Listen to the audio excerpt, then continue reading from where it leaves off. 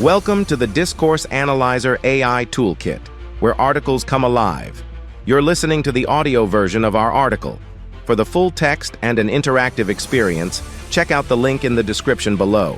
Interact with any selection using our AI assistant to enhance your understanding. Let's explore.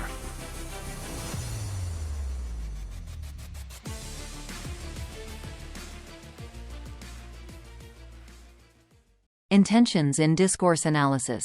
In discourse analysis, intentions refer to the goals, purposes, or motivations that underlie a speaker's or writer's use of language in a given context. Understanding intentions is crucial because they shape how language is used to achieve specific outcomes, influence others, or convey meaning beyond the literal content of the discourse. Intentions can be explicit or implicit, and they often guide the structure, tone, and content of communication. 1. Key aspects of intentions in discourse analysis. Intentionality in communication. Explicit versus implicit intentions. Intentionality in communication refers to the purpose behind a speaker's or writer's use of language. Intentions can be explicit, where the goal is clearly stated, or implicit, where the intention is understood through context, tone, or subtext. Explicit intentions. These are directly stated intentions, where the speaker clearly articulates their purpose. Implicit intentions. These are not directly stated but are inferred by the listener or reader based on the context and how the discourse is structured. Example. In a job interview, a candidate might explicitly state their intention by saying, "I am eager to contribute to your team's success." Implicitly, the candidate might also be conveying their intention to impress the interviewer through confident body language and professional language choices. Intentions and speech acts. Performatives and illocutionary acts. The concept of speech acts, introduced by philosophers like J.L. Austin and John Searle, is central to understanding intentions and discourse analysis. A speech act is an utterance that performs an action, such as making a request, giving a command, or making a promise. The intention behind a speech act is key to its interpretation. Performatives. These are utterances that perform an action simply by being said, such as, "I apologize," or, "I promise." Illocutionary acts. These refer to the speaker's intention behind the utterance, such as intending to persuade, inform, or warn. Example. When someone says, "I hereby declare the meeting open," the intention is not just to inform but to perform the act of opening the meeting. The intention is clear and performative. Persuasive intentions. Rhetorical strategies. Persuasion is a common intention in discourse, where the speaker or writer aims to influence the beliefs, attitudes, or actions of the audience. Persuasive intentions are often realized through the use of rhetorical strategies, such as appeals to emotion, logic, or credibility. Ethos, pathos, logos. These are classical rhetorical strategies where ethos appeals to credibility, pathos to emotion, and logos to logic. Framing. The way information is presented can significantly influence how it is interpreted and whether the audience is persuaded. Example. A political campaign speech might use pathos by evoking fear or hope to persuade the audience to vote for a particular candidate. The speaker's intention is to influence the audience's emotions and, ultimately, their voting behavior. Intentions in politeness and face-saving. Positive and negative politeness. In social interactions, intentions often revolve around managing relationships and maintaining social harmony. Politeness strategies are used to mitigate face-threatening acts, where the speaker's intention is to avoid offending or embarrassing the listener. Positive politeness seeks to build rapport and show friendliness, e.g., "Would you mind helping me?" Negative politeness seeks to show respect and avoid imposition, e.g., "I'm sorry to bother you, but could you?" Example. When a colleague says, "I don't mean to criticize, but have you considered?" the intention is to offer constructive feedback while minimizing the risk of offending the listener. The intention is both to convey advice and to maintain a positive relationship. Deceptive intentions. Manipulation and misleading discourse. Not all intentions in discourse are straightforward or honest. Sometimes speakers or writers use language with the intention to deceive, mislead, or manipulate the audience. This can involve lying, withholding information, or framing facts in a misleading way. Deceptive framing, presenting information in a way that leads the audience to a false or misleading conclusion. Omission, intentionally leaving out critical information to shape the audience's perception. Example: in advertising, a company might emphasize the benefits of a product while omitting potential drawbacks. The intention is to persuade consumers to buy the product, possibly leading them to an overly positive perception. Collaborative intentions, building consensus and cooperative discourse. In some contexts, the intention behind discourse is to build consensus or foster collaboration. This is common in team settings, negotiations, and diplomatic communication, where the goal is to reach mutual understanding or agreement. Consensus building, the speaker's intention is to bring different parties to a shared agreement. Cooperative strategies, language is used to encourage cooperation, such as by acknowledging different viewpoints and finding common ground. Example: in a team meeting, a manager might say, "Let's find a solution that works for everyone," signaling an intention to foster collaboration and reach a consensus. The intention is to unify the team around a common goal. Point 2. Examples of intentions in discourse. Example 1. Legal discourse. In legal contexts, the intention behind language is often to argue a case, clarify legal obligations, or interpret laws. Legal professionals carefully choose their language to persuade judges, juries, or opposing counsel. Persuasive intentions. A lawyer might use specific legal precedents and logical arguments to persuade a judge of their client's innocence or to interpret a law in a way that benefits their case. Example: Your Honor, the evidence clearly shows that my client was not present at the scene of the crime. Therefore, it is impossible for him to be guilty of the charges. The lawyer's intention is to create doubt in the judge's mind and secure an acquittal. Example 2. Educational discourse. In educational settings, the intention behind language use is often to instruct, clarify, or motivate students. Teachers use language to guide students through learning processes, provide feedback, and encourage critical thinking. Instructive intentions. A teacher's intention might be to explain a complex concept in a way that students can understand and apply. Example: when we talk about photosynthesis, we're really discussing how plants convert sunlight into energy. This process is essential for life on Earth. The intention is to simplify and explain the concept of photosynthesis clearly to students. Example 3. Political discourse.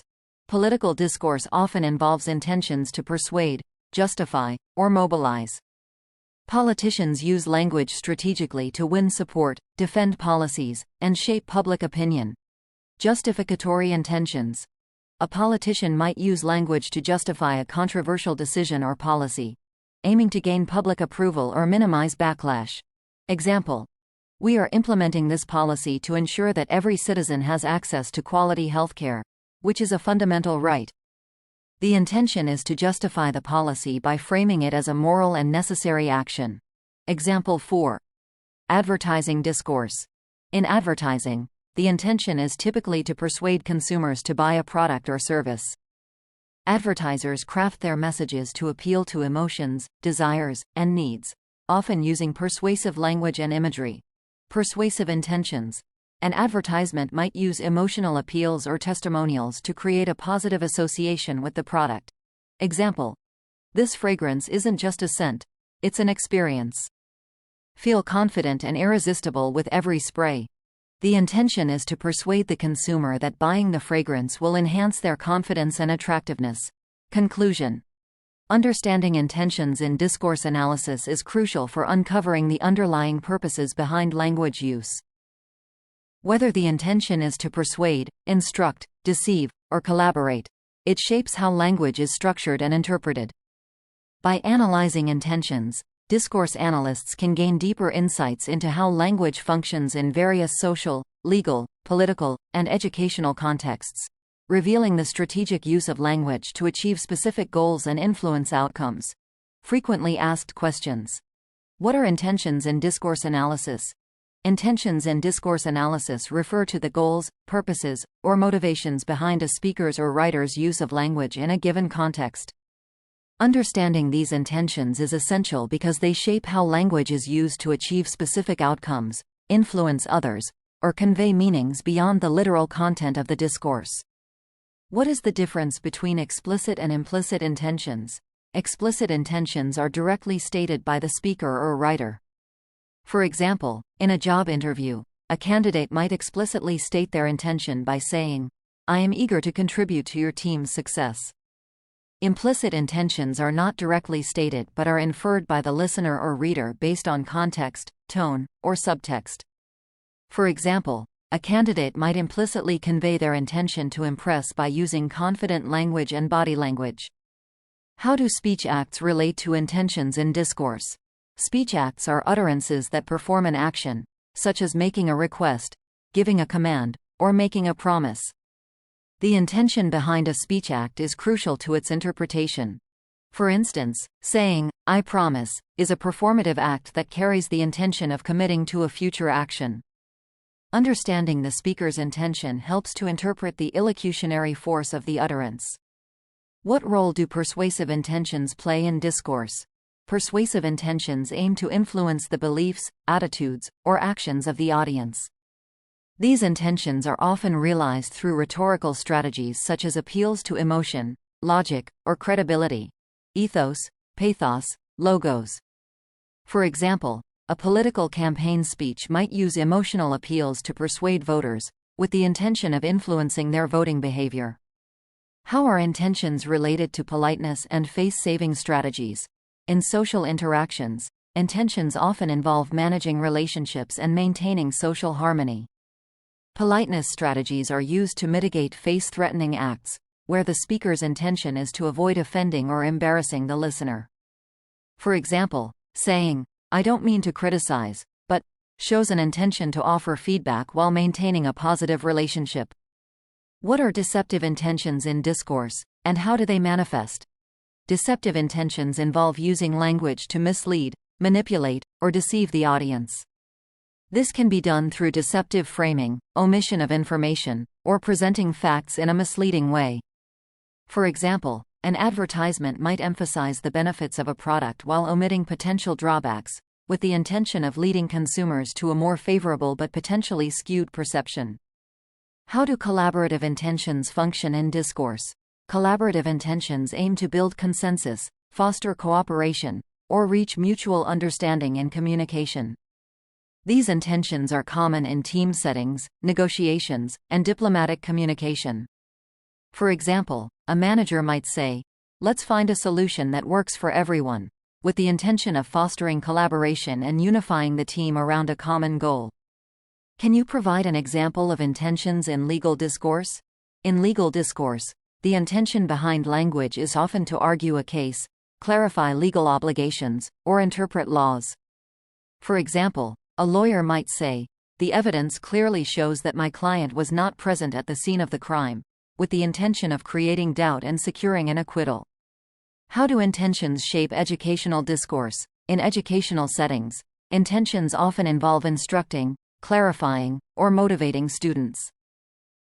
For example, a teacher might say, "This process is essential for life on Earth," with the intention of simplifying and clearly explaining the concept of photosynthesis to students. What are justificatory intentions in political discourse?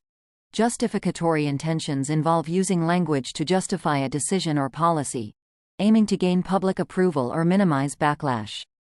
For example, a politician might say, "We are implementing this policy to ensure that every citizen has access to quality healthcare," intending to frame the policy as a necessary and moral action. How are persuasive intentions realized in advertising discourse? In advertising, persuasive intentions aim to convince consumers to buy a product or service. Advertisers craft messages to appeal to emotions, desires, and needs, often using persuasive language and imagery. For example, an ad might say, "This fragrance isn't just a scent.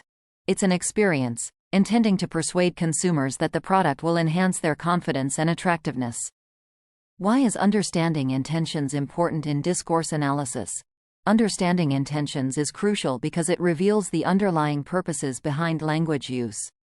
Whether the intention is to persuade, instruct, deceive, or collaborate, It shapes how language is structured and interpreted.